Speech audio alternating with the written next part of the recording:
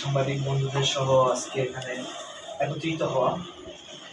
সেটা হলো, আপনারা জানেন যে 5ই আগস্টের জুলাইয়ের মহান বিপ্লবের পরে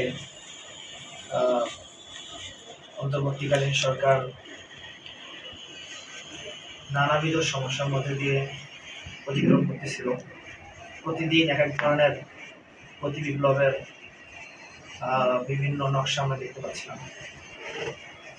তো সেটারই একটা অংশ ছিল যে বাংলাদেশের সবচেয়ে গুরুত্বপূর্ণ প্রতিষ্ঠান মন্ত্রণালয়, শিক্ষা মন্ত্রণালয়ের অধীনে এনসিটিভিতে প্রত্যেক বছর প্রায় 40 কোটি বই ছাপানো হয়, এটা আপনারা জানেন। আর এর আগে দোসর হাসিনা সরকার তাদের বন্ধু রাষ্ট্র, তাদের যে দোসর ছিল, সেই দোসরদের কাছ থেকে, পার্শ্ববর্তী এক প্রতিবেশী রাষ্ট্রের কাছ থেকে তারা খুবই নিম্নমানের বই ছাপায় নিয়ে আসতো। কিন্তু অন্তর্বর্তীকালীন সরকার আসার পরে এটা সিদ্ধান্ত নিয়েছিল যে বাংলাদেশেই উন্নত মানের কাগজ দিয়ে বই ছাপানো হবে।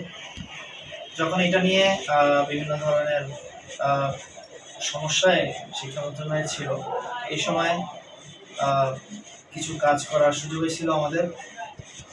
কিন্তু সেটাকেই ওই সময় যে সমস্ত সিন্ডিকেটের বিরুদ্ধে যে আমাদেরকে কাজ করতে হয়েছিল, সেই সিন্ডিকেটেরই পরবর্তী একটা কি বলবো রোশানলে পড়ে, এবং সেখানে একজন ব্যক্তি ছিলেন দায়িত্বে, শিক্ষাক্রম পাঠ্যপুস্তকের দায়িত্বে রাখা।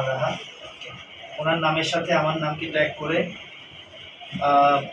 400 কোটি টাকার যে দুর্নীতি, একটা মিথ্যা অপবাদ এবং অভিযোগ দিয়েছিলেন।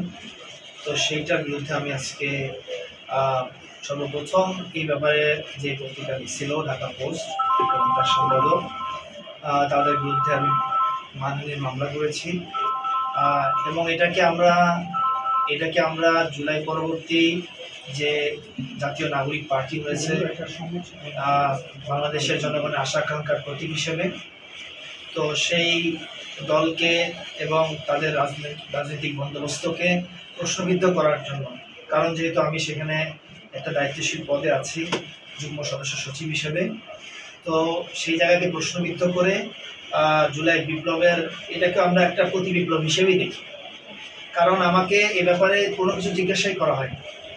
আমাকে এ ব্যাপারে যদি জিজ্ঞাসা করা হতো যে আমার কোনো সশস্ত্র আছে কি না, তাহলে আমি বলতাম যে আছে কি নাই।